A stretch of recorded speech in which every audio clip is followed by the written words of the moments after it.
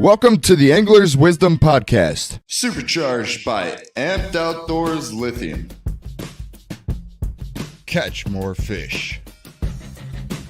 Learn tips, tricks, techniques, secrets,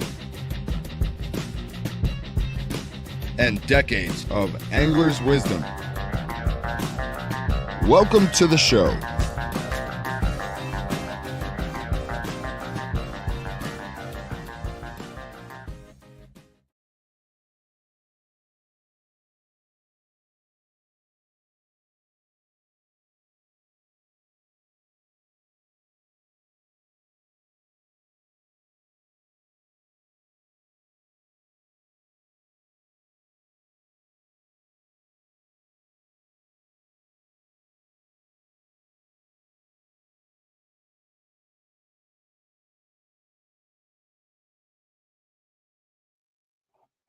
All right.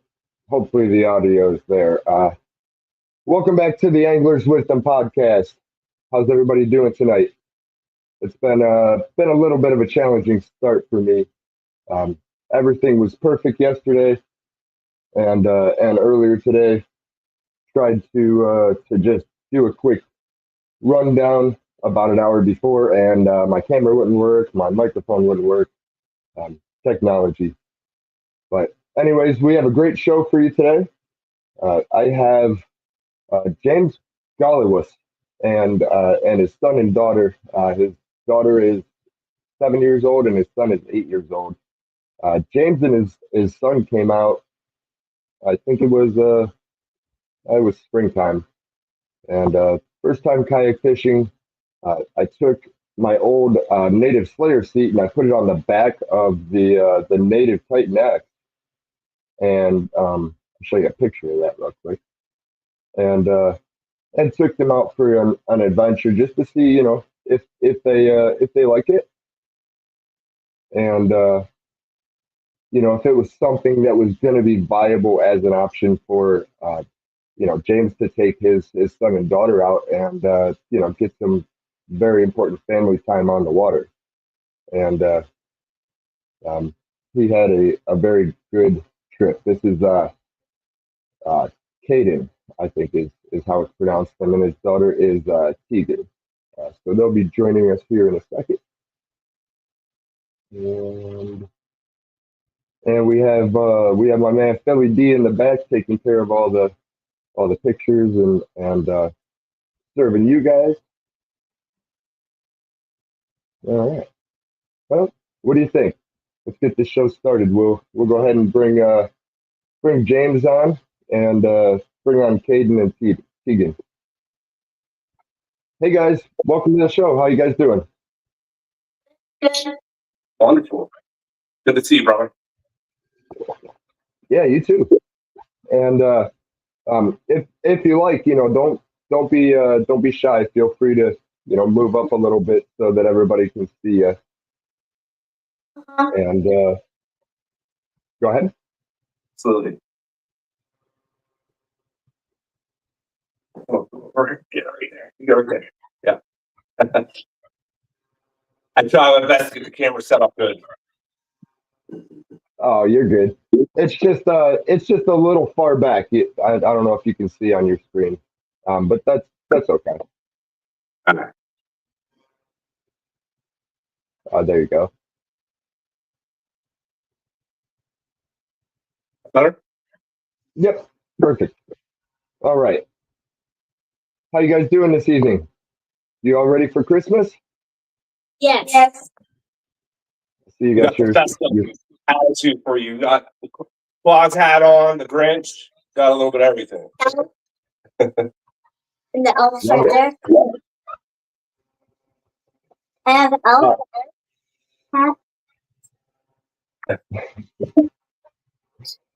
So why don't we get started, and James, just tell me a little bit, tell the audience a little bit about yourself, how you got into fishing and where the passion came from. You're definitely one of those people that, it only takes a couple seconds to be around you to realize how much passion you have for fishing. And, when I was putting the show together, looking at some of the pictures of the kids, it's funny. It's almost like they were born with it. Obviously, that's after a long day of fishing.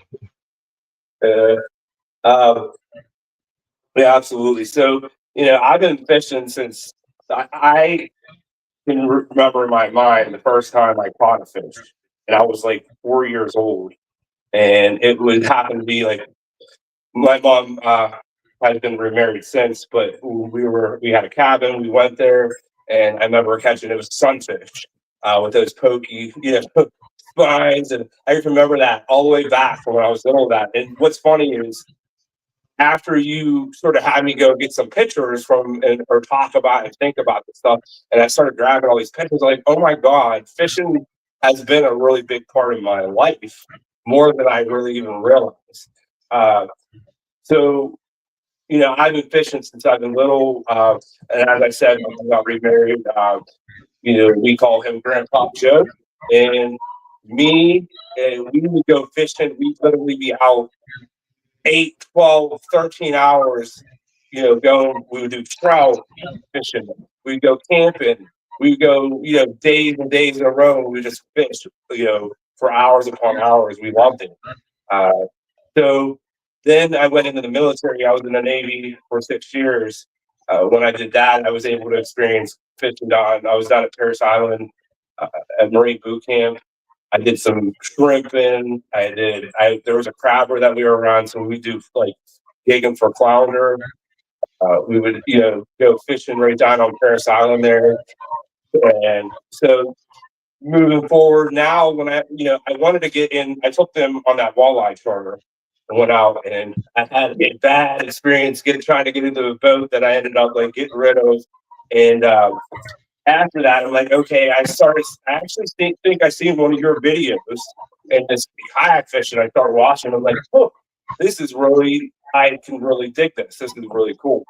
And so that's when I called you up, and it was really important to me to be able to facilitate them into it too, because they're like so important to me. They're like my heart, and so I wanted to get them involved and be out with me.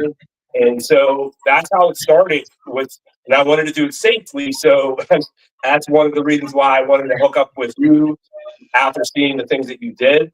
And I'm like, okay, we got that hooked up. You were like, hey, yeah, sure. I can get a seat in there. I can take, get your son in there. And so that started the experience. And I just tell you, when we were out there, that it was at 6 hours, like gone. I'm like, me and him looked at each other like, it's over. We're not done yet. Right. Yeah, it's funny how time just flies out on Lake Erie, especially when you're catching fish, you're having fun, you're learning things. That's one thing that really impressed me. I mean, number one, I'm a parent myself. My daughter's 18, so she's building her own life. But that's so important, getting the kids out there. And then when we went out on our trip, your top priority was really like trying to absorb all the safety stuff. And that's important because at the end of the day, it's optional to go out, but it's mandatory to make it back. Absolutely. Yeah, and that's one of the things I really admire about you, because I can see that you've been doing this a long time now, and the fact that you're willing to put your person when it comes to the safety stuff, the dry suit stuff, the things like that, like you just will speak to anyone and give them that information and make sure, hey, I'm going to do what I can to make sure that you're safe, that you're able to go out there and exactly what you said, because it is important that you come back, and you have to have respect for that lake, because I'm still new, I'm learning, but it's definitely something that you have to respect and try to do it as safely as possible. Yeah, I agree. And what was that? Um, I completely agree. And to add to that, sorry about that, guys. This is just the way things are going tonight.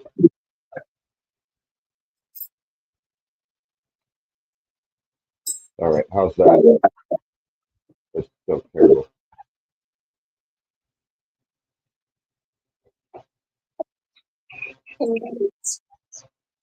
All right, hopefully that's better. Um, I don't know what's going on with my computer and everything. But anyways, I was going to say that the safety stuff is extremely important, especially when you have kids, and to instill that in them, at a young age, because I don't think people go out and intentionally be unsafe or do things stupid. Like we just don't know what we don't know, right?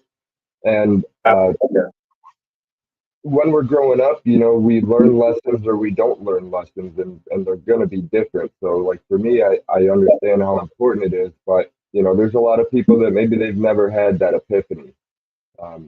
So just instilling that in the younger generation. You're by the water, put the life jacket on, leave a float plan, be safe.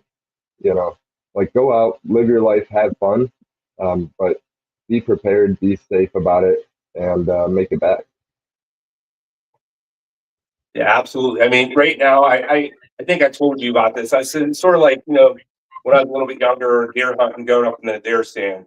I used to go up and didn't have. I wasn't attached to anything. Now I know with these guys, like I have to try to take care of myself, make sure I'm do what I need. I always wear a PDF when I'm out on a kayak. Period. Even if they're not with me, it doesn't matter. I always wear it. I've taken that really. That was a learning lesson that you when I talked to you and knowing that one of the higher problems when people are people on kayaks of having, of not making it back. So, and because they don't have, if it can save your life having that PDF on, then, like you never know what's going to happen. You don't know things can happen so quickly and unexpectedly. So, why not be prepared for it? Yep.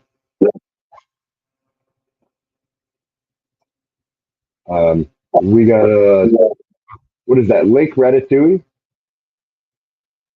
He's asking, where are we based out of? I'm based about 20 minutes west of Cleveland, Ohio.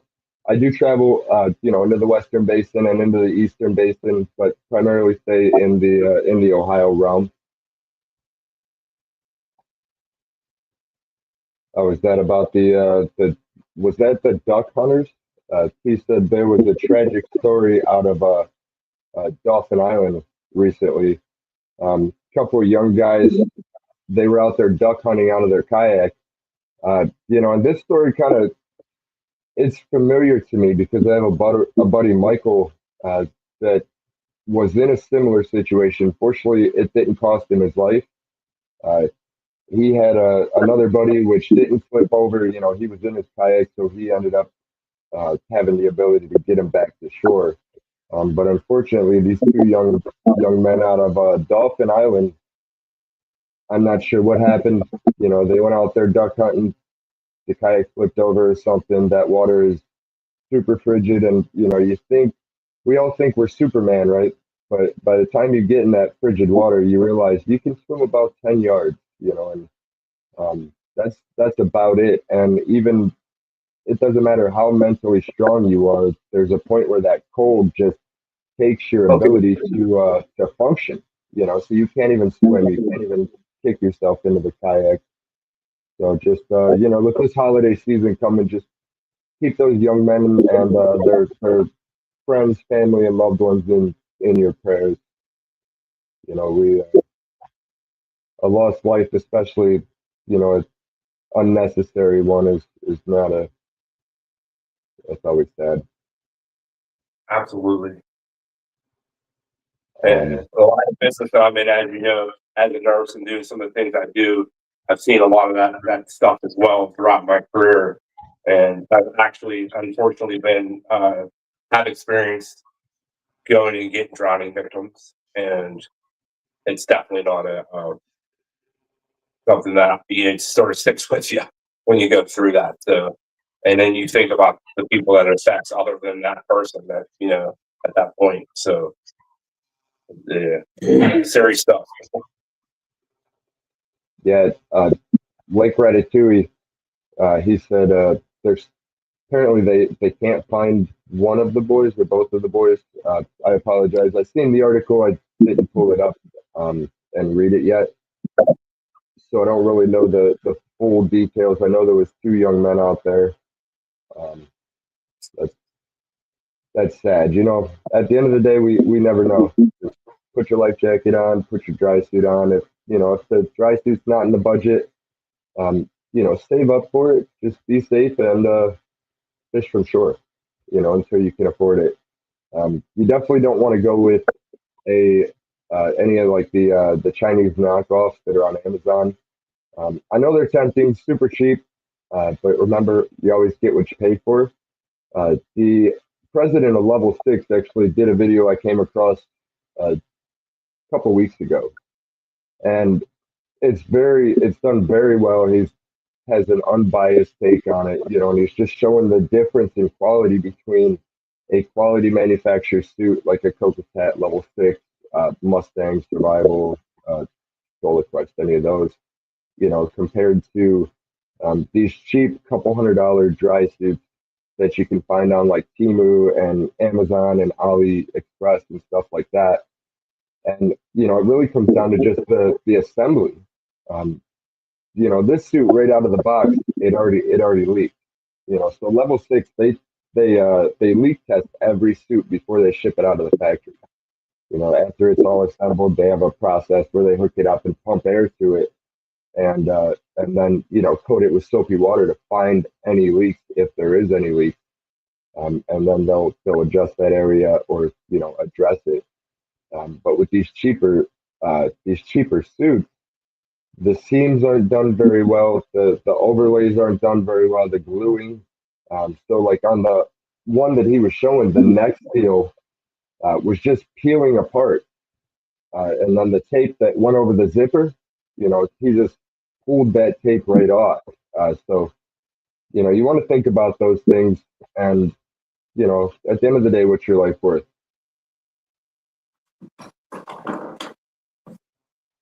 I see we got a puppy there. What's the puppy's Indeed. name? Kayak, German Shepherd. I actually want to try to take her out eventually, but I haven't had a chance to yet.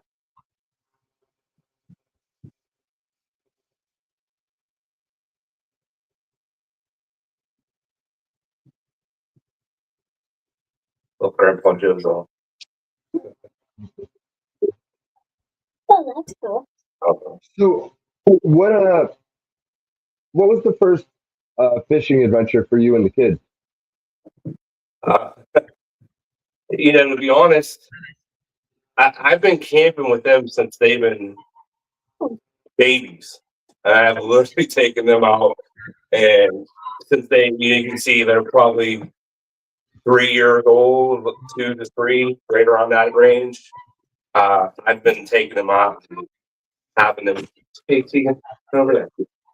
I've been taking them out since then, and then every time we go camping, I try to incorporate it into our camping trips. Aiden was saying one of his favorite memories is we were on the yacht. There's a camping ground that we go up there. It's right on there. It goes right through the camping ground, and he caught an American drumfish, and that was super exciting for him because it was a pretty big fish. So he pulled it in. He was a little bit smaller at the time. So yeah, it's been since they've been tiny. So What was go ahead. the campsite I really liked because you got it was like a pool. There's a lake, and as long as you had your life preserver on, you can go on the kayak and. Oh, so last year actually we went to. He's talking about we did a trip up to. So we do jiu-jitsu too, and we were actually going to do a tournament up in Buffalo, New York. And last minute we ended up not doing the tournament, but we went up there. I have some colleagues that are up there as well, and they have a campground, so we went to that. On this campground, they could actually, I think I could maybe get you a picture of it, but they can go out and the kayaks are on their lakes. They can go use them.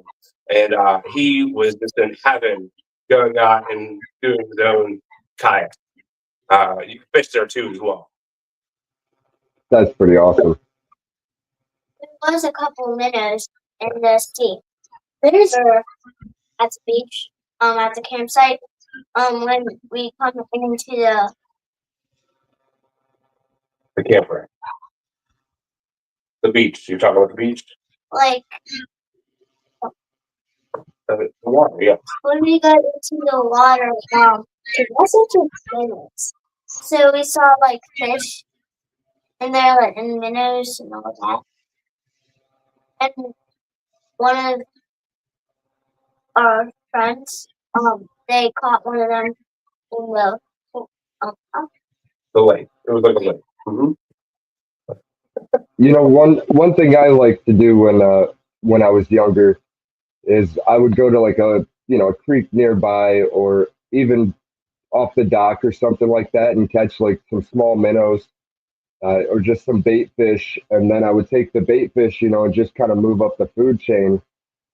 Even with night crawlers, getting out when it's dark and a little bit warmer, and collecting some night crawlers, and then going out the next day and running worm harnesses. Or well, back then, I wasn't running worm harnesses, but um, and to add to that is just making your own tackle along the way, like worm harnesses and stuff. Um, so, um, so this question's for the kids. What I want to know is, what's your favorite fish species that you've caught? What's my favorite fish that I've caught? Species. Yep. Like a walleye, American drumfish, I gotta say, trout. my favorite time, my favorite time when I caught them, my favorite fish to catch was probably when I catch the American drumfish because my dad would, he was like, "Oh, I don't know what this fish is." At the time, I grew up fishing freshwater. I told you I was up French Creek. I went to lakes all over, but I had never caught American drumfish before. So he pulled in, and I'm like, I have no clue what this is, so I had to figure out what it was. Do you remember catching the catfish that almost pulled you over? Oh, yeah, that was like. You want to tell me that? Oh, you mean the one that like. You want to pull you over? Yeah. So we're on the kayak. I had my rod out, and he was like, "Why don't I take a picture?" And my rod's like pounding. And I'm like, I ran, and the fish goes. "Whoop." He was getting bent over. The kayak, he was in the kayak trying to pull it in. It was wonderful. And then it was a big catfish. I had to help him, and I was like, at first I was like, you can do it. And then he was pulling me halfway over. So I was like, all right. But T, what's your favorite? Yeah, you can say that. So there was a catfish on the rod, and so Dad gave me the rod, and then I was rolling it in. It was really hard to roll in, and I was like, "Dad, please help me." You caught a pretty big walleye. We went out. The one time we went, I'm trying to remember. It was out up in. It wasn't Walnut. It was the one over the other boat launch there. I forget the name of it, but we went out there and she pulled in a pretty decent size. It was a 24-inch walleye she pulled in, and she did it on her own too. She did a good job. Nice. Did you let it go or did you eat it for dinner? We ate it for dinner, of course. It went into the frying pan for sure. It's a walleye. That's kind of their destiny, right? Yes, At least absolutely. Some of them. Some of them. Yeah. So, what would you say would be your bucket list fish? Like what species have you not caught yet, or you haven't had a chance to fish for that you would love to catch? So, Remember when we were up there and there's this place you wanted to go to where there's tons of that? I forget the name of the fish. you might be talking about the striper bass. That was one of them. But Not a big one that I have on my bucket list is the yellowfin tuna. So I have been able to do some deep sea fishing. When I was in Guam, I did some. I'm a little bit bummed. I did go over to Australia, and just because of the limitations of what I had at that point, I didn't make the most money. I was, enlisted in the Navy at the time, and so I had to make the best. I didn't even dive over there because I actually was a recreational dive master over in Guam through Patty, and I haven't dived since I left Guam though. So I've thought about going back and getting into that again. But one of the captains went up there, went out. He would catch yellowfin tuna, and I know. So they would bring tuna, so when you go to a bar here, and which I don't really do these days, but you know how they give you peanuts, things like that. Over in Guam, they give you sashimi tuna. They come by and and it's free. They lay it out, wasabi, soy, right on there. And before that, I never had. Oh, it was fabulous. It was absolutely fabulous. I never ate that stuff beforehand, and now after that, I was hooked on it. So then you come back here. And this was like when I first got back, it was like $15 for 3 pieces, and they're just throwing it out on the thing for you over there for free. Right.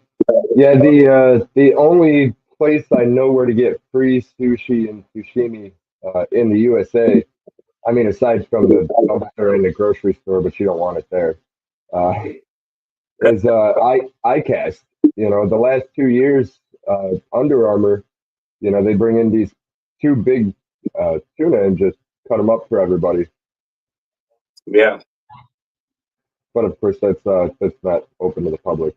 Maybe one day. I just think that would be. I've watched a lot of. Yes, I think that would. I've watched some shows where they roll those in, and I've even seen where they've done them in a kayak before, and I'm just like, I think that would be pretty crazy. I think on those ones that they sort of take them out and drop the kayaks in, and then then they fish like that with it. But that would be pretty amazing if you rolled in something that big. I couldn't imagine. Yeah, there's people out there doing it. I know there's I think Brian Barton's on the East Coast in Florida. Um, there's a handful of other guides around there. There's some closer to Gulf Coast. Um, and then when you go over on the California side, I mean, there's a lot of guys that are out off the Californian coast chasing that stuff. I mean, let alone like Hawaii and Los Busos, Panama, which if you don't know about Los Busos, Panama, that's we'll put it this way: Adam Fisk, one of the guides, he hooked into and landed a 500-pound marlin that towed him. I believe it was like 26 miles offshore. Oh boy! And, in a kayak, and they have these boats called pangas, which basically are like I don't know, kind of like a deep feed, aluminum style John boat, but it's fiberglass, and they're just designed to to handle the surf and stuff, and plenty of room to throw the kayaks in there. So if they have to like shuttle out to a further spot, or in this case, they were just kind of pre-fishing.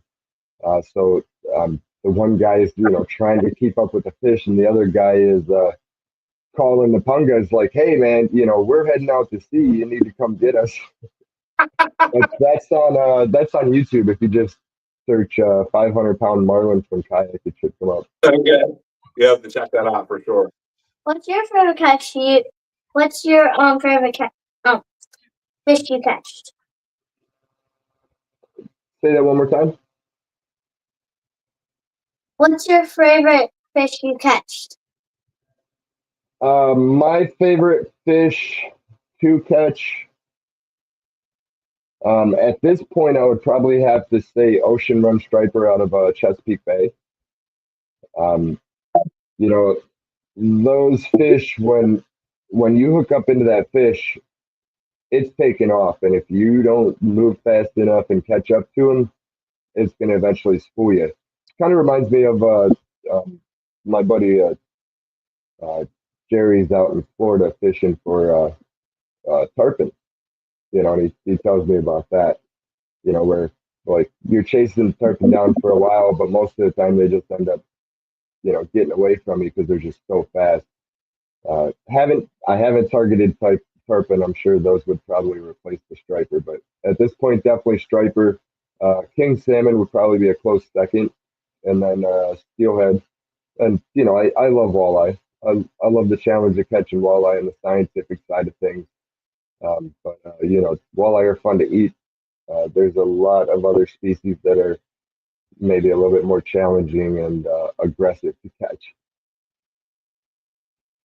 Absolutely. I don't know if I told you this before, but when I was down at Paris Island, I did actually shark fishing. I was looking, I can't find the picture, but I caught a couple pretty decent sharks.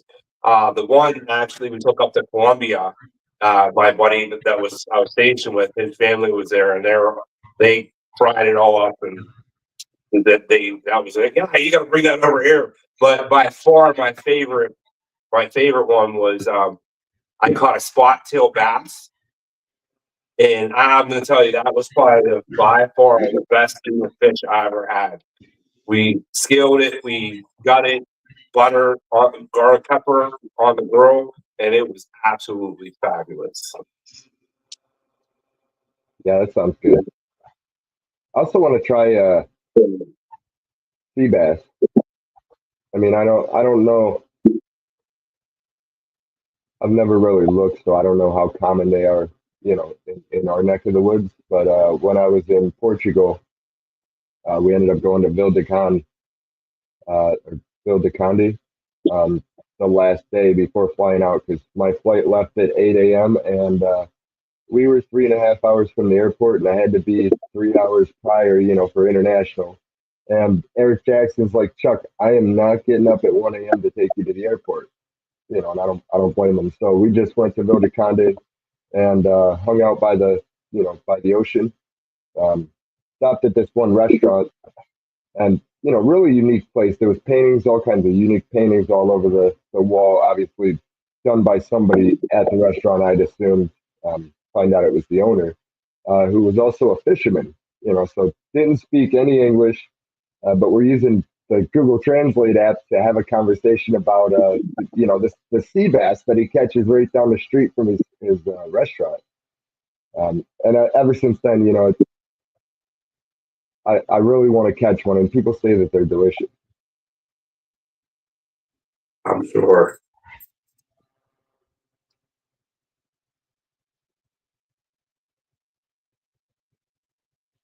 Where did that question? Go ahead. He was whispering. Speak up. Oh. Said, why was it so quiet? Because he was looking. Oh. Yeah, because I moved some questions around in my notes, and then it made me lose my questions.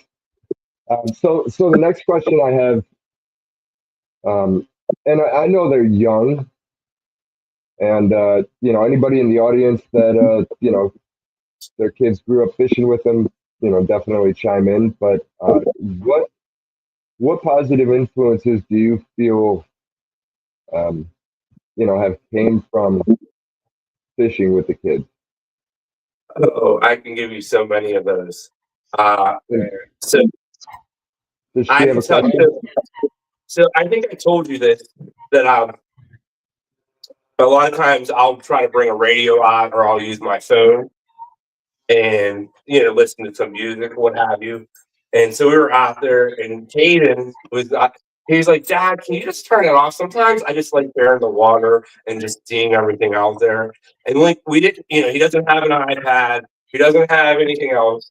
We're just enjoying and soaking in the lake, the animals that we see, whatever's going on. We're talking to each other. I mean, that alone with the kayak fishing has been amazing. Like the fact that we can go out, spend 6-7 hours that go by like that, and we're all talking to each other. We might not even be catching anything. We might not, we're trying, we're going through. And obviously, we want, I want to have some really good days where I just get to let them hammer on some stuff. But it's not, even when that doesn't happen, it's okay. We have a good time. We enjoy it. We're out there. They're sucking in everything around them. We're meeting different people that are in this. It's sort of like I told you that we do jiu-jitsu too, and I love the fact that the people that I've met from this and the people that are around in jiu-jitsu, I feel like they're all like really good people. And so for my kids, it's something like you want them to see. You want to see that good, like with you, like the things that you've done, the bread bag challenge. I've run around. We do that now. We go out, and people will look at that. They're like, "Oh, that is so awesome." I was like, "Yeah, it is. It is awesome." It's these little things that you instill in them, and then you could be sitting at home looking in your phone and them be on their computers, but yet no, we're doing that. We're talking to each other. We're having experiences with each other, and to me, that it's just all that stuff. And later on in life, I just hope that they look back and they're like, wow, look at all these things. And I tell them how lucky they are because they've really got to see so many places and experience so many different things. And which, they're fortunate for that. And I'm hoping, I'm doing my best to build them up to be successful in the future. Yeah, that's pretty awesome. Nobody remembers their best day playing a video game. But everybody remembers their best day being outside, being in the outdoors, being with family, especially being with kids or your parents. And I mean, it's funny. Everybody starts with bluegill, right? But that's one of my most memorable fishing trips. It's one that, I mean, it was many years ago, but it's so vivid in my head. And it just it I don't know, it took a hold. It's like the best fishing bait known to man. But it's not made for fish. It's made for men, or not men, but people. Yeah. No, absolutely. I have to tell you about this one experience as a kid that I had. Um, so I started off, I told you I was pretty young, and we would do like, it was a lot of bass, sunfish. I mean, that's all, when I was up there, that's all I thought about as a little kid, like probably his age, a little bit younger. Um, I finally got to go do a trout fishing, right? And we were in the middle, we went to this little creek that went through this this farmland. And pretty much when I grew up, it was you either had a bobber, you had a sinker, a hook, and you threw it out there. That's what I grew up with, sort of. So we went there, and this farm field had like a barbed wire that was in there, and that's where I had my rod sitting on it. And I walked away, and my rod's, and I'm like, I run over into the barbed wire, cross me, I grab the rod up. I don't even know that the barbed wire went all, it messed me up, but it didn't even matter. I was so happy. I pulled in that trout. It was my first rainbow trout, and I was so proud of myself. Nothing else mattered. It was, so cool. But, it's those things like that stick in your mind as you have those experiences. Like, it's just so you can't take that away. It's just what you said. And I hope that these things like that catfish almost pulling him over, like he's gonna remember that. And the first time she caught a walleye that was probably almost half the size of what she is, it's gonna be amazing, and for them to look back upon that. Right. Oh yeah. Yeah, I remember watching him catch that catching the drum when we were Yeah. out. He was just kind of getting a feel for it, and just the excitement, and landing that fish. A lot of people say bad things about the drum. I just want to say this: respect the drum. No, it's Because awesome. It's a good experience. I have never I've never seen anybody not with a smile on their face after catching a drum, unless they're like actively trying not to smile. Or it's tournament day. I will say that. And even the first drum on tournament day, I'm like, oh, that was fun. All right, let's get back to walleye. But after the third one, I'm ready to cut my line and just tie something else on because it's faster, right? But no, that sticker is it was designed by a buddy of mine, Jeff Liskey. Very, very good angler. Great Lakes Flyfishing.com. He also does fly fishing trips for drum, which sounds like a great sound.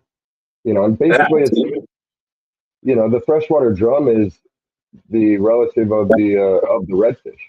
You're red in the saltwater. So Are you eating them? Yeah. Yep. I'll have to look up the website. ODNR, I think it was, put out a little cookbook on it. The important thing really with drum is you want to execute the fish instantly, bleed it out, and get it on ice. If you don't, I've heard it's not the best. But if you get that fish in, and you don't want to keep a monster, throw the fish Ohio's back. The smaller ones definitely don't have very much meat on it though, so just something to check out. In worst case scenario, if like I'm not saying go out and kill fish, but if you get it to eat and you realize there's not enough meat there, it's just like it's still garden fertilizer at the end of the day. And it's within the legal limits of the law to take a drum home. But it's supposed to be like freshwater or poor man's lobster. A lot of people call it poor man's lobster, poor man's crab. Kind of throw it in a little bit of butter, I guess, and after you cook it. So before I knew what it was, and when I caught it, because I had to do some research, and of course I had to figure out what it was while I was at the campground. And actually, several of the people I talked to were like, "Yeah, they're good eating." So, and at the time I didn't know what it was, so I just played back. But yeah, I'm always up to trying something once. I'll give it a shot. I think a lot of it really comes down to just the social conformity of it's a drum. And I mean, why have a hamburger when you can have the steak, right? And to add to that, back in the 80s, back before the walleye was so phenomenal, and we've had some good times, but there's been some struggling times too, where charter captains would go out and they'd catch a couple walleye and nothing but drum, and obviously that's bad for business. It's bad for clients, and I mean, but it's fishing. There's nothing that it's out of their control. But the drums kind of got a bad reputation for that, and they were maybe doing some things that they shouldn't have been doing. Like purposely hurting the fish for no reason. At the end of the day, it serves a purpose in the lake. It's a valuable part of the ecosystem, and it deserves to live too. So this is my buddy Atlee. He's from Burnsville, North Carolina, right there on the Cane River. We went down there and helped him and his family out when Hurricane Helene came through. This is the guy that was on there, right? Which one you were down there with the attack? What's that? He was the little one that was on the pictures when you were down there with the attack happened. Yeah, that's awesome. Yeah, I noticed him. Yeah, it was funny. He showed up the first day, and jumped out of this side by side and had a BB gun strapped to his hip. Yeah. It wasn't like an 8-year-old kid jumping out of a side by side. Like it was like a grown man showing up for work, and he just walked towards the pile and started working, and that's pretty much where he stayed, was working beside us the whole time. Aside from like when he ran up and got like a case of water for us or something like that, but just a really, really good kid. Impressed the heck out of us. And then 2 or 3 days ago, his grandpa, because his grandpa takes him hunting and fishing. Okay. And Atlee took down that black bear. Awesome. Sometimes with things like that, I mean, that bear is actually going to get donated for the people around there, but usually they would eat something like that. Yeah. But, you know, we kind of got to live together with nature, right? If there's a situation where maybe there's, you know, a heavily populated camp, and you know, all of a sudden there's a bear that thinks he's just going to move in, you know, you got to try to get rid of them or move them, or just, you know, harvest them. I'm big on. I never went bear hunting, but I love deer. I hunt. I love deer hunting. I love deer meat. I do that a lot. I never. I tried a lot of different things, but bear I haven't. So, and my my rule is this: I'm not going to shoot something or kill it unless I'm going to eat it. That's how I Right. look at it. As long as I'm going to eat it and make use of it and have respect for that, then to me, then it's that's worthwhile. Otherwise, I don't do that. What's your Yeah. favorite memory? What'd she say? She asked what your favorite memory was there, Chuck. She wants Oh, to know what your favorite. my favorite fishing memory. Yeah. So my favorite fishing memory, uh, the fishing wasn't very good, but the experience was pretty awesome. So, 2022, I went to Portugal for the Kayak Fishing World Championship, and I thought, I thought that was like the greatest achievement. You know, it felt incredible. And then the following year, I went over to Italy for the Street Fishing World Championship, and I got to take my daughter with me. So she got to come over and be a part of the team and stand on stage, you know, for the national anthem amongst some of the best anglers in the world. And I don't know if I have a parade picture in here, but they do a parade of the nations where everybody, you know, parades through the city depending on where they were, and carries their flag, you know, and just basically presents the nations to that wherever the location is. And she got to carry the flag, and it was just like that. I'll never do anything in life that's gonna top that. That sounds amazing to be able to have that experience for sure. Oh yeah, you know, and it taught her so much. She learned so much from just, I mean, from just getting a passport because I made her do that. Yeah, Showed her the steps, but I like to have her do the work. That's how they learn, you know. To even like when we were practicing, I mean, there was no reason for the girls to hang around, right? You're just going to sit here and watch us practice for 5 hours, you know, go enjoy, explore the city and stuff. So by the time we were done practicing and we had time to explore, Julia knew so much about the city she could have been a tour guide. that is awesome. I mean, I'm always big on traveling, and I was fortunate because when I was in the military, I did get to go and see a lot of things that I might not have, and so I do think that that's really important to be able to experience other people, other cultures, other things, and like you don't know until it's that thing where you don't know until you know, you know. Yeah, So that's all. I mean, that just has to be an amazing experience, like full circle for you almost, like to be able to do that with her. yeah, it was something I'll definitely never forget, and I'm sure that she probably won't either.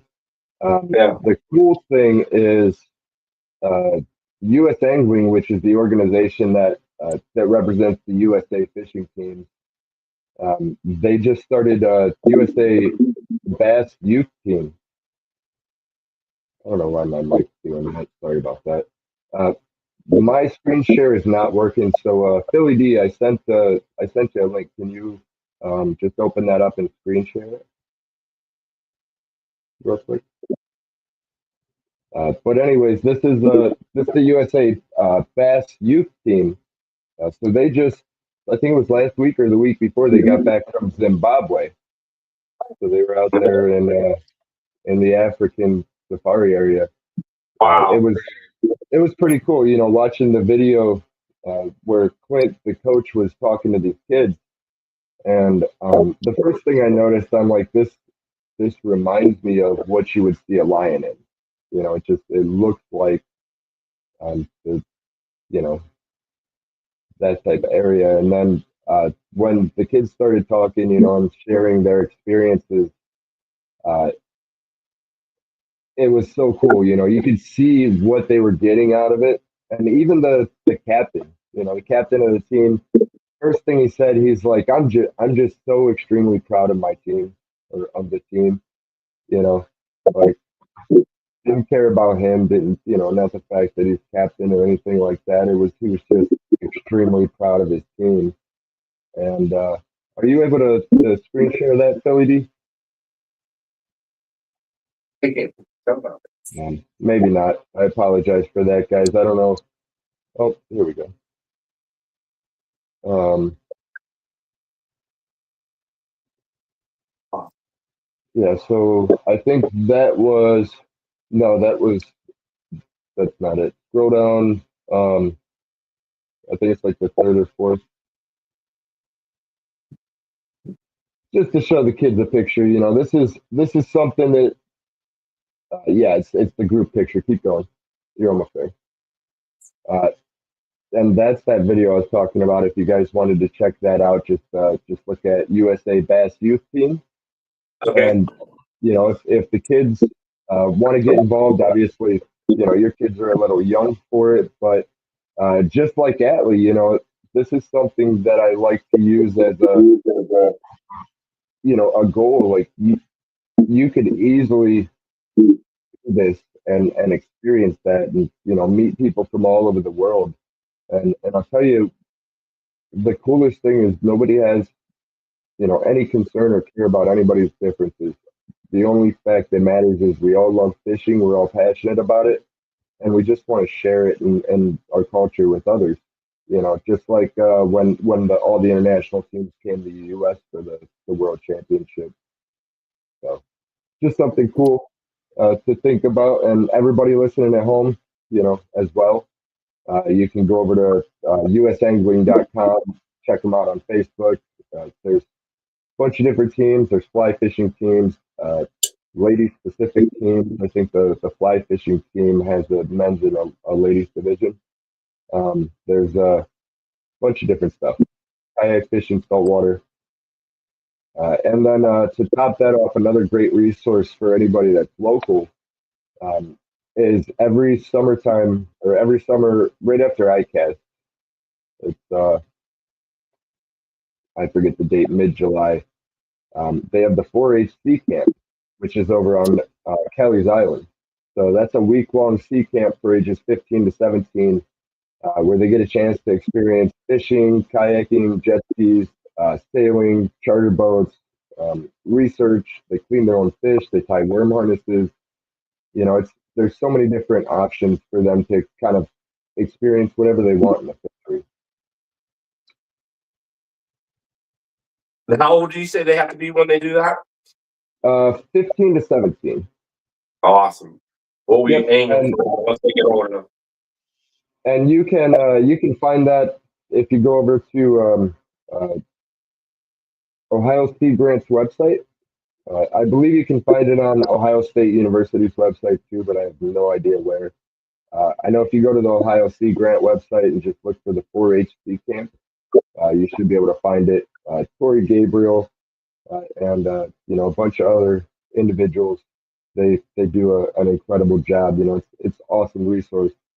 I remember first time I found out about it, I'm like, man, why can't I be 15?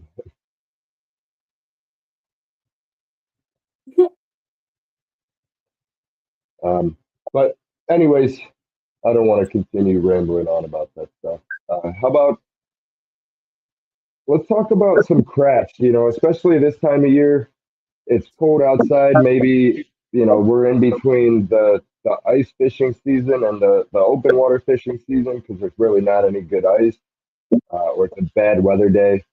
So one of the things that I really enjoy doing is making my own tackle, doing tackle crafts or tying my own worm harnesses. And, sometimes you find little things, little nuances that work, that help increase the hookup ratio or the catch ratio, or maybe it's just your confidence thing, but it's not something that you can buy. So, you can get yourself some worm harness gear and tie yourself up some worm harnesses, or some inline spinners or something, and then get out there and catch fish on your handmade lure, or harness, something like that. You don't know what a worm harness is, basically it has like this Colorado blade on there and some beads.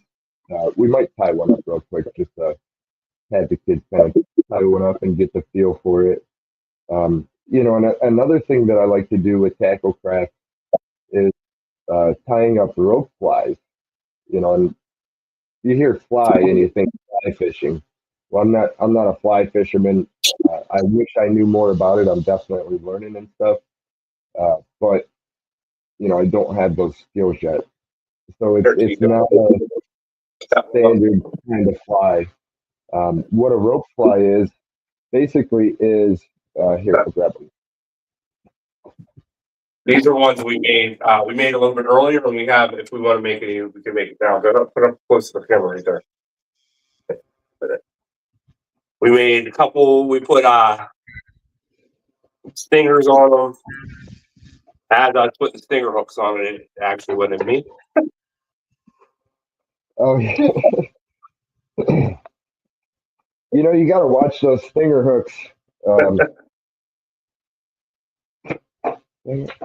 I don't. But we got the whole setup. We use where we can switch the blades out. We put little things so we can switch the blades out on them. Right. Yeah, there's a couple different kind of clasps that you can use. The one is just a little ring, that's going to go on the line, and it's just going to hold one regular blade, so you won't be able to switch it out. And then you have like the plastic replaceable clevises that you can swap out your blades. The downside here, let's zoom in on that lure real quick. Over there, King. There you go. Good. Oh yeah, it's like an antifreeze color. I like that purple on the back. That's going to be good. I said we're going to have a contest to see which one catches the most. All right, hop up. You can hop up too. That sounds fun. The one thing that you do have to watch for on the replaceable clasps is, depending on the fish. I mean, sometimes it's going to throw the blade, and that blade's going to fly off of that clasp, and you're going to lose your blade. Which sometimes the worm harnesses come apart. At the end of the day, you catch enough fish on it, there's going to be a weak point. But for me personally, I generally, because I usually match my beads to my blade, so I generally don't change out my blades on the water. And part of it actually is storage space, because then I'd have to have a blade box and just another thing to put on my overloaded kayak. But some people swear by it, and sometimes it's like, oh well, that blade's not working, let's throw this one on. And maybe it comes down to, well, maybe the reflection of the bead color on the back of the blade isn't as important. I don't know. It's at the end of the day, whatever makes you most confident out there. But I found one. This is a rope fly. So all it is I think that's a 1/4 ounce jig head. Okay. And this is the inside of paracord. And all I did was I got just a little cheap fly tying set, and some UV clear resin and some thread. And I just fooled around with it, and it's not the prettiest thing. I would never show this to my fly tying guys because they'd laugh me out of the room. But they're pros, and I'm an amateur with fly tying. But the cool thing about this, so once you tie it up, or even like as you tie it, I like to cut my hooks off automatically, get them out of the way. But there's no reason for a hook to be on there. You will have like catfish and drum and smallmouth try to get this because it does kind of work like a little minnow. But they're not the target species. We can throw something else for catfish and smallmouth. For the gar, you don't want that hook on there because what happens is they'll hit it and it'll come around and it'll just get wrapped on the hook and it just becomes interference. And their mouth is so bony, you're not going to hook them anyways. So um, with the rope ply, when they grab onto that rope, it's basically going to get tangled up in their teeth. Uh, so you have a better chance of actually landing that fish. So you catch gar? Yeah, you catch gar on Erie? I've caught them on the yacht before. I have not caught any while out on Erie yet. This up to this point. I had a picture of a nice 36-inch gar that one of my clients caught, but I must have pulled it out of the studio. But yeah, any of the tributaries, any of the harbors, once the water starts warming up, and what you're going to look for is slack water. You want something that appears or that is low oxygen. Low oxygen. Um, I don't know if you ever seen gar surface. And sometimes you probably seen them and you didn't even know what they were because it just sounds like something rolling in the water, and you look over and all of a sudden, there's fish.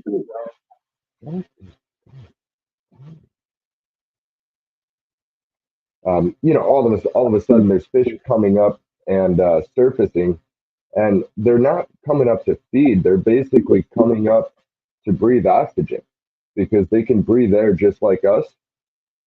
And that's why they like to hang out in those low oxygenated areas because the bait fish in there are going to be lethargic. They're going to be, slow to react. They're going to be easy dinner.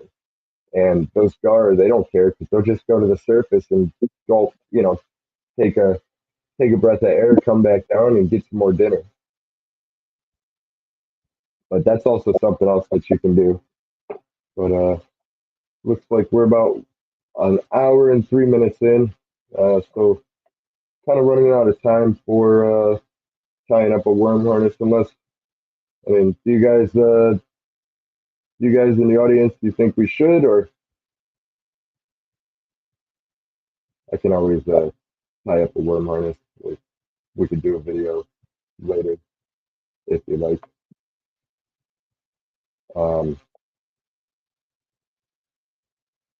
Well, first Irene said, have the kids paint their own blade, which is a great idea. You can paint your own. So ask you that because I saw the comment. yeah, It's a cool idea. That. okay. And not last year, but in July when I was at ICAST, unfortunately I did not make it over to the booth when somebody was in there at least. But I did grab a card and snap some pictures. And one of the coolest things that I found at the show was, I don't know if you can read that very good. The name of the company is Northern Lights Toys, and it's a U.S. veteran-owned company. And what they make basically is like lures, fishing lures that the kids can paint and customize and basically make their own. So I thought that was super cool and definitely makes a great Christmas present. If you want to check them out, northernlightstoys.com. No affiliation whatsoever. I just, I think it's an awesome thing for the kids. Definitely go over and check them out.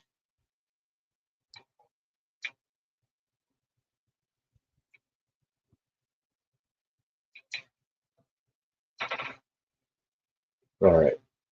Well, I guess we might as well tie one up. As long as I don't move. I'm so nervous to move my computer because I feel like if I touch a wire, it's going to shut everything down. They have some too. You want to go ahead, tie one up? Make one? Yeah, go ahead. We already have stuff. Go ahead. Start putting them together. Yeah? Start putting your beads on. No, go ahead and put your beads on, okay? All right. So first, Put a couple beads on, pick them out. let's start by adding. So when we went, when you told me about going up to where the steelhead up there, I took them, but then the day that I think was good, I actually all the steelhead I caught on the worm harness, that had glitter on it. I had spoons too, but that's not what they hit on.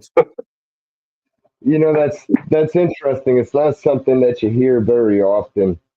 A steelhead hitting a worm harness, but at the end of the day, if it looks like a minnow and it smells like food, they're gonna go for it, and they will.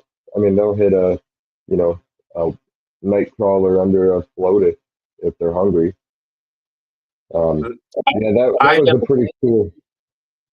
I Go ahead. never. That was my first experience catching steelhead, and it was absolutely amazing. I'm like, this is just amazing. Yeah, Hobby Lobby, I love that. Yeah, definitely. I was thinking about where I could get some different parts for them to be able to do. Aiden wants to try to sell worm harnesses is one of his goals, and I'm like, you know what? I think we might try to give it a try. So uh, Why not? I whatever. will tell you this: pretty much every local bait and tackle shop in the area is all about supporting kids' business and them doing something productive. So I mean, if that's something that he wants to do, I mean, go for it. And you never know. You sell a couple, maybe you meet somebody that's got a bait shop that is tired of tying harnesses himself or has a spot for it. Yeah, no, absolutely. I think I like the fact that you talked about things that have been positive that comes out of it. Like the fact that he's thinking that way is positive. It's like, oh, wait a minute, I could do this, and that I just think that's really cool that he's even thinking that at this age and where he's at, and potential possibility of him being able to do something with it. Who knows what you can make out of it? Who knows where it will go? So definitely, I think it's something that we might. I'm gonna support and maybe try to have him do. Oh yeah, I mean, worst case scenario, he learns some things and gets some experience. I mean, there's really no bad outcome in that. But yeah, that's pretty awesome. That entrepreneurial spirit. Mm-hmm. So let's see if I can. You go ahead. I'll Yep, adjust that's that right. camera a little bit so you guys can see here in a second.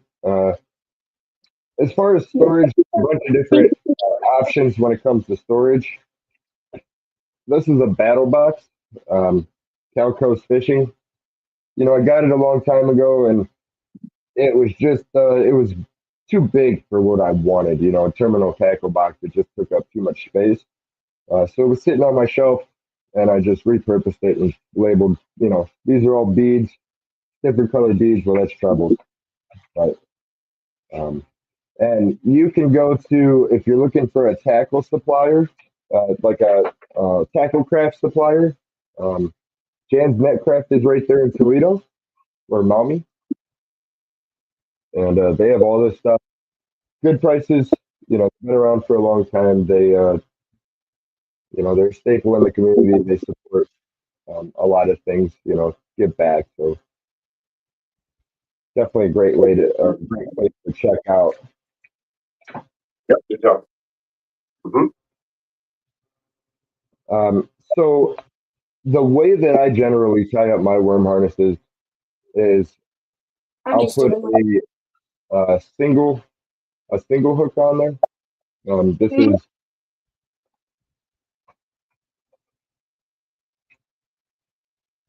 These are basically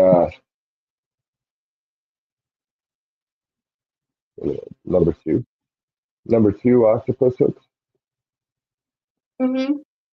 and then I believe the trebles. Yeah, I labeled this, so I even have my order number for Dan's neck too. So organization definitely saves you a little bit of time there. But what I do basically for mine is I just tie up a single hook in the front and then a treble hook behind it. Um, Yeah, it's good, buddy. Yeah, put a couple more beads on top. Mhm.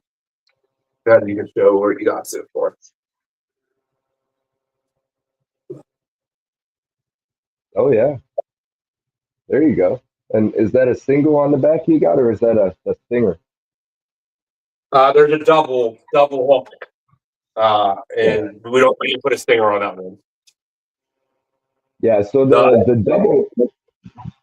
the double hook way, that is probably the most common way that you're going to find your worm harnesses when you buy them at the store. It's just with two single octopus hooks. Um, it's just the most common. I have I definitely try found. doing the spacing when I tie them myself. Uh, but other than that, just getting it done and getting good at having the spacing right has been the challenge for me. Yeah, that definitely takes some practice. And the nice thing is if you have a little bit of excess line, you can always cut some of it off. To get that spacing right when you make that adjustment. But after you tie a handful, you'll get used to it, or you'll make like some kind of a jig where you lay it there and you're like, all right, that's the right length that I need. That it'll tighten down and be the right spacing. Um, but for me, it's simple because I basically just take and I'll tie my octopus hook on using a um, snow knot, and and then I have my tail coming through, The and then stone. I tie my treble hook on there, right underneath that. So I mean, at that point, basically, I just cut it to length. So basically, what I do is feed it through the top, and then you're going to take your line, and you see that eyelet there. I don't know if you can see it very good. Where the eyelet sticks up, you're going to start wrapping backwards. That is the tricky part, though, is getting it to start wrapping around that eyelet. See, like that. And then I think you do 8.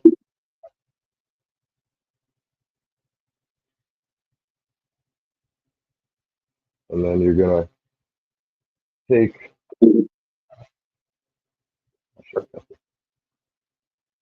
generally, there's not that much line. Usually, your worm harness is about arm's length in total. Or you can do a trick that I got from Mike Chaffin down at Erie Outfitters in Sheffield Lake. Um, he ties up his worm harnesses on basically just a short line. That way, it makes one wrap around. Uh, had a pool noodle around here somewhere, but it makes one wrap around the pool noodle, and then he basically um, just has one harness for, or one leader for all his worm harnesses, and he doesn't have to deal with like 5 foot of line on each one. Plus, I mean, depending on how many you're going through, you might be saving some line with that because you're not putting 5 foot of line on each worm harness. You're just reusing those leaders. But once you get that tied down there, tying it down just like that, and then um,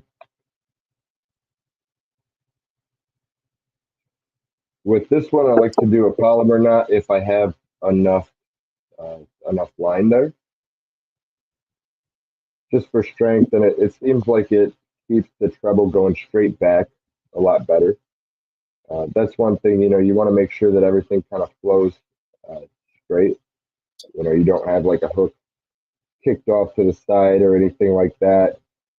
Because what will happen is when you're running these in the water, it'll start to twist up,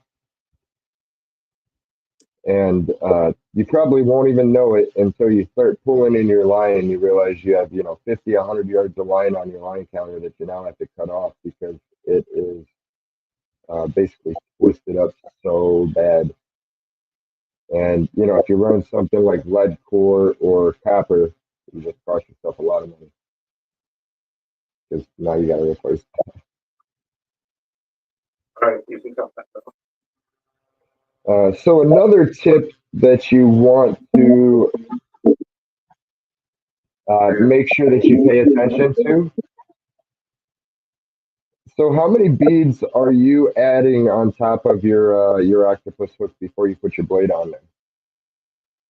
We were doing upwards of 3 to 4. Okay. So that, depending on the size of the blade, and make sure you always wet your line before you cinch it down. That way it won't actually burn into itself when you're tightening it down. Just gives it a little bit of lubrication. If you don't cinch it, it'll burn into itself, and then you'll have a weak spot in that knot. This one he So, did like 8. oh yeah, yeah, and that's fine. The more is actually better than less, uh, and I'll explain here. So let me just throw some beads on.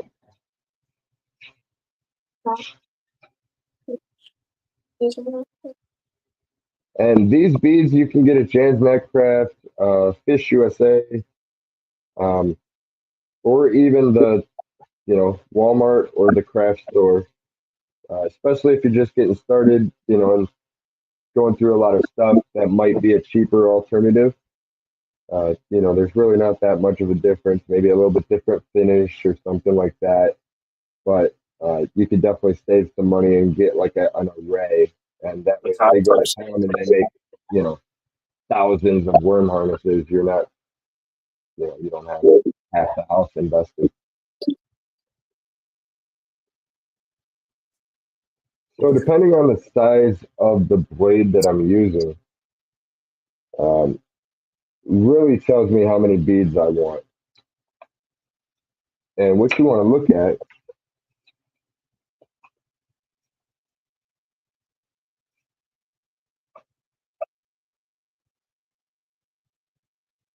probably impossible to see that, but that's the little clasp I'm using. It's just a little metal C.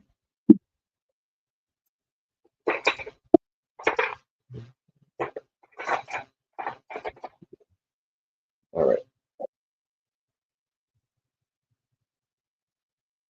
And you basically just feed it through there, super easy. Put your line through and that locks it in there. All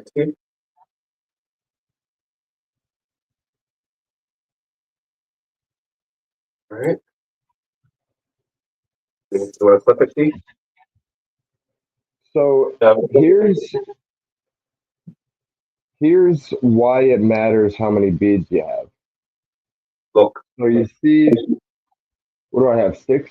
I put 7 on there. I have 7 beads there, right? Now look at the gap between my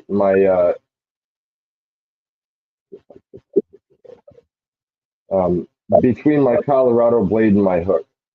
You see how there's enough of a gap that the fish could actually get in there and fight the worm and actually get hooked up. You see what I mean? Yeah. So if I didn't have that gap, let me take a couple of these beads off of here.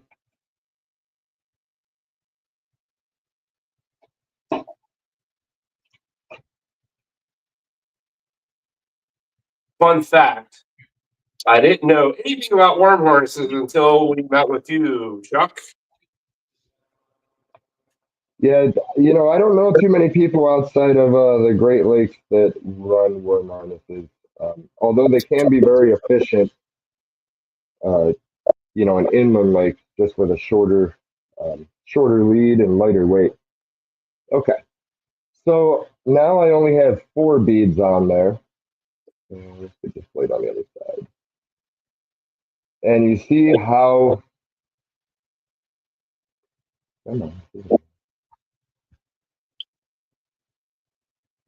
try to get it to focus for you. You see how that blade's hitting that hook? See that? So I only have 4 beads on there, and that might be okay with like a number 3, or a small blade. But with the bigger blade, what's going to happen is that Colorado blade there basically is going to interfere with the hookup because the fish cannot get to that hook because that blade is going to basically be spinning right there. So that's really the determining factor when it comes to how many beads to put on there. So how much space do you want to leave?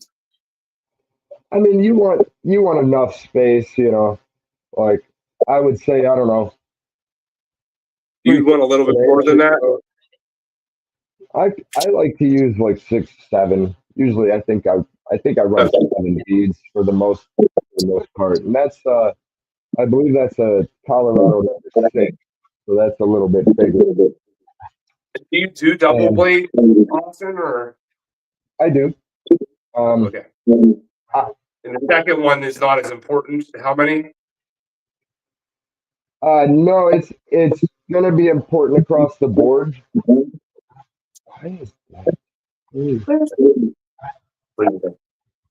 Already gone. Sorry about this audio, guys. It's going to be like that across the board. Anytime that you have a blade on top of a hook, you're going to want to make sure that that blade is high enough up that it's not going to interfere with the walleye getting to that hook. Okay. So that first one's the most important one. The second one wouldn't be as important. Not as much. You do want a little bit of spacing. It's one of those things where you play with depending on the size of the bead. Like, if I'm running like these little number 3s, I'm not going to use very many because these aren't very big. But if I'm running something like this, I don't want only 1 or 2 beads because those blades might be too close together, and then they don't have the space to actually get that action right. Awesome. Good lesson to be learned today. Thank you. Yeah. And speaking of those double blades, when the bug hatches come around and the fishing gets really tough, one thing to remember, like walleye and other species love these bugs. It's definitely a food source for them. So they're going to go where the bugs are. Where's the bugs going? They're coming up, and they're coming up to the water surface. So a lot of times those fish are feeding very high in the water surface, even to the point where you might not even see them on your fish finder. Maybe if you're running like side scan or something like that. But when that happens, when the bug hatches start, build yourself, some small Colorado number 3 worm harnesses with the double blades and run them like that. And it's gonna almost look like a mayfly. You're gonna have like little mayfly wigs. And run it up high. Run them up high, boys. Run them up high.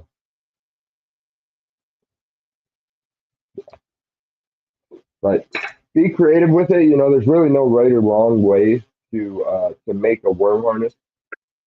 It's really personal preference. I mean, aside from like the beads, you definitely don't want that blade interfering with that hook. But as long as you get that right, you're good to go. And be creative. You could even paint your own blades, like Irene was saying. And Manny had a message or a comment. Where are you buying your spoons from? These blades, it depends. I do order from Jen's Netcraft. I'll fix that audio for next week. Sorry about that, guys. I do order from Jan's Netcraft pretty often, just because they're very affordable. But I also go to like Erie Outfitters. They always have packs of blades, and Craig has beads and hooks and everything else that you need down there. I also get some stuff from Fish USA. It depends on. I think actually that's at least a couple of these. Craig carries these too. It's a preference thing. There's a million different patterns and a million different colors, and not everybody carries everything, right? So like there's certain ones that I can only get at a certain place, like Jan's Netcraft. Like the small number threes, the small number threes, that's a Jan's Netcraft thing. But these blades, Erie Outfitters has a huge wall. If you're anywhere, Northeast Ohio, or you can go out to Erie, Pennsylvania, or jump on fishusa.com. They have a ton of stuff too. Not just worm harness stuff, but fly tying and stuff like that. And Cabela's, worst case scenario. But when I know I need something, I generally will put in a Fish USA order or like Jan's Netcraft if it's tackle craft stuff. But it's those days like mid-season where I'm just going like crazy, and I'm getting ready for the trip the night before, and I'm like, oh man, I forgot to replace those. And then it's just a quick stop at Craig's, Erie Outfitters right there on Lake Road, and always has what I need. Like grab, harnesses, or sometimes it's spoons, or crawlers, or maybe the hot bait that was just crushing them the day before that maybe the last fish took.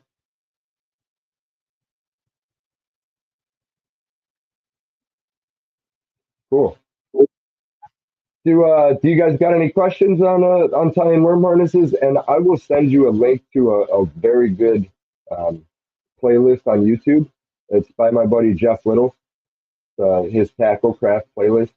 It's very, very good stuff. I mean, this is it's like Jeff says, it's the little stuff that makes the big difference. So play around with it, and at least you get to play with your fishing tackle when the weather's bad. Absolutely. Awesome. All right, guys. Well, we're about an hour and a half in. Went a little bit longer on this one, but it was a fun one, and I always enjoyed. Chuck, if I may, I just want to tell you, man, I really do appreciate you. All the little things that you do, the trip down to North Carolina that you did. I just feel like, watching you, you really, you don't just say something, you actually live what you think, and these good lessons, and like seeing that, I'm really appreciative of it, of all the different things like I talked about with the dry suit, and being willing to like take someone's personal call to be like make sure they're safe and they're doing it right when it comes to that stuff. Or going down to North Carolina and helping them. Like all those things are like really great things, and I just appreciate you for that. And I think it's really good that you promote that stuff out, and for like that I'm sorry I don't remember his name, that little guy that got that bear, they sought that in, and they're going to learn from that. And I just think I appreciate you for that, and I think that's you lead by example. And it's Man, I appreciate that. Um, at the end of the day, I wouldn't be able to do what I do if it wasn't for all of you guys. And it just comes down to being extremely grateful for that, and always looking for that opportunity to just simply make a difference or give back, or brighten somebody's day. A long time ago, I came across this quote: "Be the person that you needed as a kid." And I didn't have the easiest upbringing, but it was important because it made me who I was. Without challenges, you don't grow. But that quote hit home, and ever since then, it's just that's just who I try to be. I try to be the person that anybody else needs, because I mean it's that simple. Like at the end of the day, money, food, none of that stuff matters. But just a simple smile, or a little bit of unconditional love, or just a conversation. It goes a long way. absolutely. I appreciate that, man. I appreciate you. And I appreciate you guys fishing, getting out there and enjoying it, and telling Dad to turn off the radio, because I too am not really a fan of, unless I'm in the middle of Lake Erie, and there's no scenery to enjoy and no birds or anything. inland, I want that peace and quiet. Yeah, absolutely. I can go both ways. So.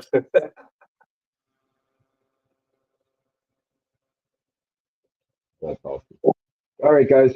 Well, we'll go ahead and end the show here. I do apologize. I'm almost done with the outro.